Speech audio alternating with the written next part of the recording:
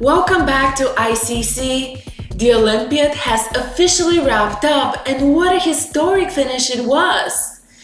India clinched their first ever title at the Olympiad, and it was for double the glory as they won both the women's and the open sections. Massive congratulations to the winners! In the Open, Team India dominated from the beginning to deservedly end in first place. Top seed Team USA came from behind to win the last match against China and secure the silver on better tiebreaks.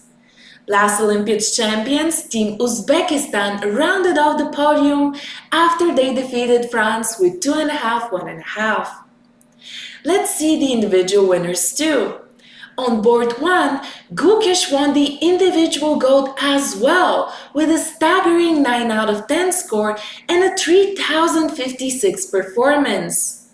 On board 2, Nguyen from Czech Republic won the gold with 2783. On board 3, it was India again as Jiner managed to score a 2968 rating performance and take the gold. On board 4, it was Vokhidov of Uzbekistan who deserved individual glory, and on board 5, it was Pham of Germany. Huge congratulations to all the winners once again, as winning a medal is a career-defining achievement. Now, as they celebrate, let's take a look at how they managed to do it. For the first game of our recap, we're going to honor team leader Gukesh as he won yet another game on board 1. This time, he was facing Vladimir Fedoseev of Slovenia. Let's take a look. On the board, we have a rather complex endgame, as white has an extremely strong pawn on c6. However, Vladimir's pieces are kind of wobbly, especially the knight on d3. Trying to exploit all of that, Gukesh played the move rook to e8, positioning his rook against the white king. On the next move, he would want to move the bishop away and have a discovered attack. Well, turns out that Vladimir doesn't have a way to prevent that, and he played the move knight to f3, hoping to minimize the damage. Now in the case of bishop takes a3, he would continue with king d2 and hope to fight for a draw because he's only a pawn down. Well, Gukesh had other plans and he went for a bigger prize as he played the move rook to b3, targeting the weak knight on d3. The game continued with knight to e1, and after bishop b4 check, king f1, black won a lot of material after capturing bishop takes e1. The problem is, there isn't a good capture for white. In the case of rook takes e1, bishop d3 is absolutely devastating, and if knight e1, which happened in the game, after bishop takes c2, black is still up a lot of material. The game only lasted a couple more moves as black is winning all the pawns and the c6 pawn isn't really going anywhere. Congratulations to Team India and Gukesh, and let's check out a game from the silver medalists. On the board, we have the critical game that decided the important China versus USA match. As white, we have Super GM Wesley So, who is pressing against Super GM Wei Yi. One look here is sufficient to tell that it is white who is having all the fun. All of Wesley's pieces are extremely active, while black is really struggling to find a move. Wesley may have the reputation of being a super solid player, but he does know how to strike when the time is right. He continued the game with rook c8, pinning the bishop on d8, and saying to his opponent, okay, good luck, find something better. The game continued with knight f8, hitting the rook on c8, rook b8, and knight d7. Here, the Chinese GM was hoping that he would get a threefold repetition and bail his team out. However, Wesley found an ingenious way to keep the game going and press for the win. He sacrificed the exchange with knight takes b6. The game continued with bishop c8, knight takes c8, rook a8, and knight d6 check. After king d7 and knight f7, white is picking up all of black's pawns because e5 and c5 are both under attack.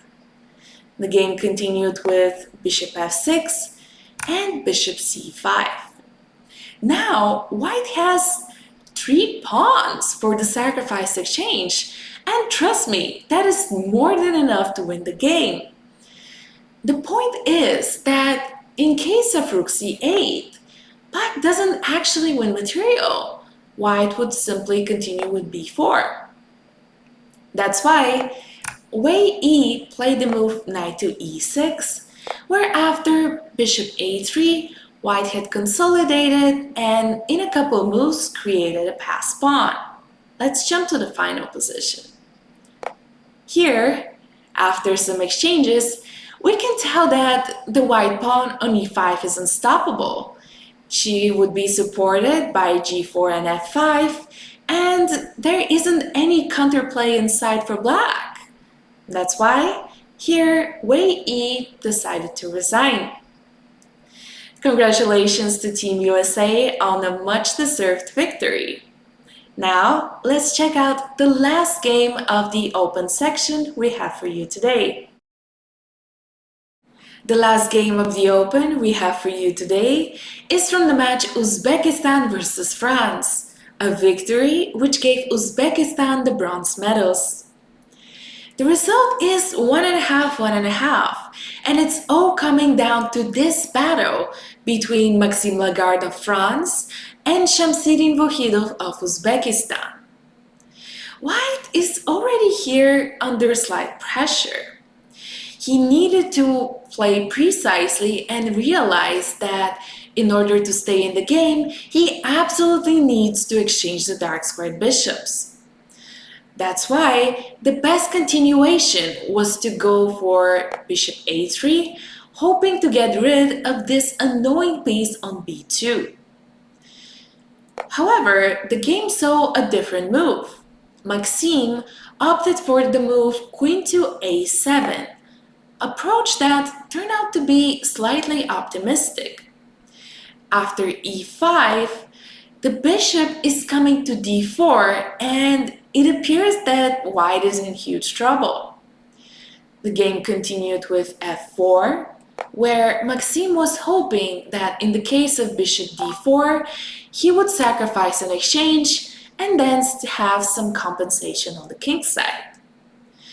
The problem is that f4 actually exposes white's king a lot. With the second rank open and no defenders in sight, black was quick to take the initiative. Shamsidin played the move rook to c1, hoping to get his queen into the game and to create some problems for the white monarch. The game continued with bishop b4, e takes f4, g takes f4, and here it was time to trade rooks. After rook takes c1, bishop c1, queen c1, white has to defend against this pin, and it's not clear what's a good way to do so.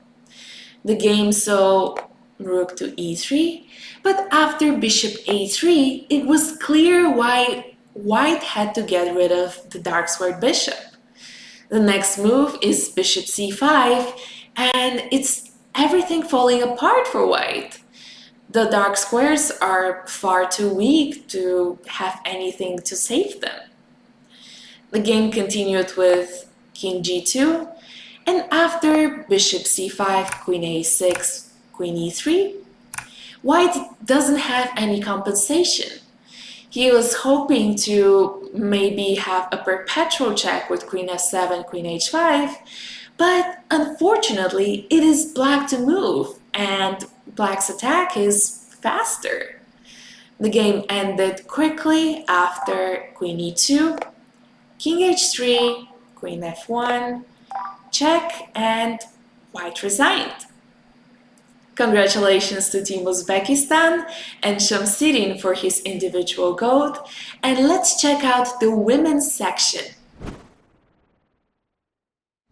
In the women's section, India made history too, claiming its first ever title, powered by incredible performances by Divya Deshmukh and Vantika Agrawal. The young superstars also earned individual gold medals on their respective boards. In the team standings, the young team Kazakhstan far exceeded expectations and got the silver medal after playing the entire tournament at the top. Third place went to Team USA after they tied their last match and got the best tiebreaks of them all. Let's turn to the individual winners. On board 1, Jiner of China got a staggering 25.97 performance to earn gold. On board 2, Carissa Yip of USA was sensational, scoring 10 out of 11 for a 26.34 performance. On board 3, it was young star Divya Deshmukh of India who got gold with a 26.08 performance. And on board 4, it was her teammate Vantika who got a 25.58 and the gold medal. On the last board, board 5, it was Dana Kuchavi of Israel who got a perfect score, 8 out of 8, and a 26.76 performance. Congratulations to all the women medalists. Let's wish them further success and many more wins. On that high note, let's check out the best of the day's action. In the women's section, we're going to begin with a game from the match India versus Azerbaijan. On the board, we have International Master Hernin Balajayeva as she's taking on International Master Vantika Agrawal. Earlier in the game, Black was actually under some pressure as Vantika simply didn't have enough good squares for her pieces. After some exchanges though, Black appears to be doing more than fine in this position. White should have gone for the continuation Rook e3, guarding the e4 pawn and opening some space for the white queen. However, instead, Hanim went for the more aggressive queen to h4, hitting the knight on f6. Vantika blitzed out the unexpected g5, hitting the queen and pushing it back to g3. After knight e4, Black is winning a ton of material as both the queen and the rook are hanging. Hanim tried to keep the game going and sacrificed the rook with rook f7.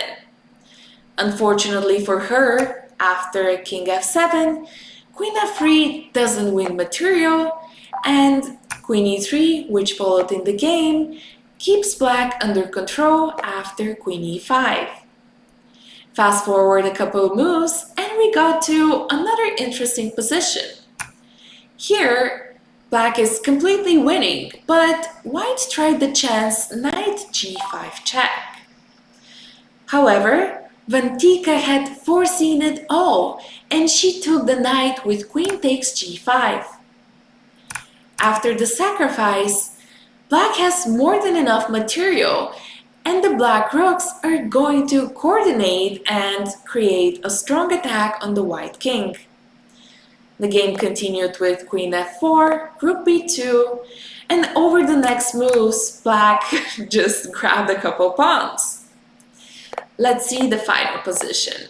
It is right here. So after queen c5, it was Black to move, and Vantika finished the game in style with rook to e1, threatening rook f1 check and after king e5, rook g5. Having seen enough, Hanem surrendered the game and resigned. A beautiful win for Vantika and a major victory for Team India. Congratulations once again, and let's jump to the next game of the women's section. For the next game, we have individual gold medalist Carissa Yip as she brought an important win for her team. Here, she's playing white and she's facing international master Kamalidenova of Kazakhstan. Prior in the game, Carissa played brilliant chess to assert total positional dominance, and now it was finally time to win some material. She played the move bishop g3, hitting the big weakness on d6.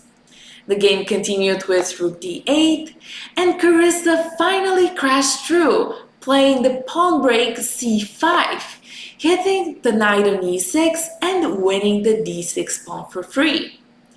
The game went on with rook e8, c takes d6, knight g5, and bishop c4. Soon, it would prove that the d6 pawn is too much to handle, as Carissa is planning to play bishop b5 and advance with d7. Let's skip a couple moves. So on move 41, she finally made it and pushed the pawn to d7.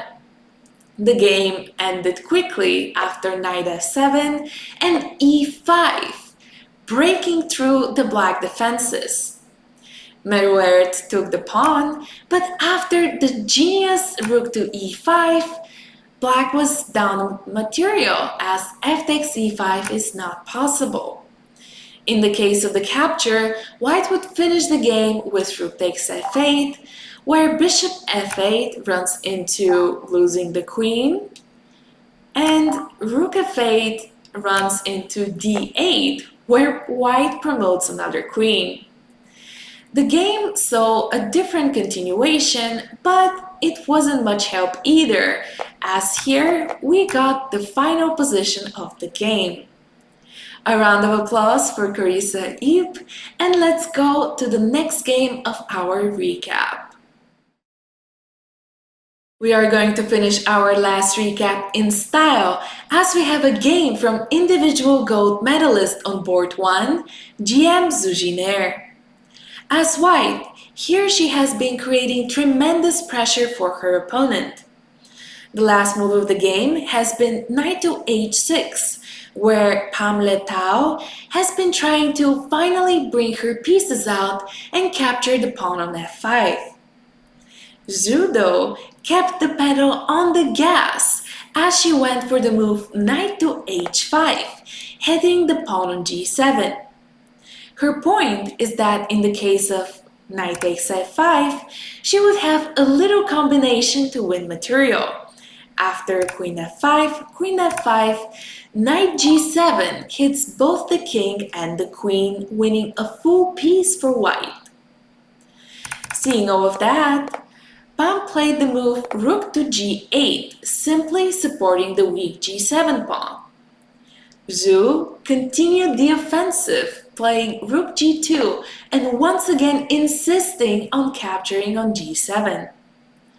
Pham couldn't find anything better and played the move knight takes to f5.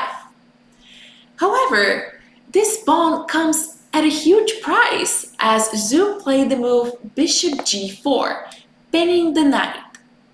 The problem is that after g6, black isn't actually saving her knight. In the case of bishop takes f5, gf is impossible because the rook is hanging on g8. That's why Pham went for more drastic measures, and she played the move knight takes e3, sacrificing her queen. The game continued with bishop takes c8, knight takes d1, bishop b7, and rook a1. Here, Zhu captured the pawn on c6 with check, and after king to d8, simply moved her own king away with king h2.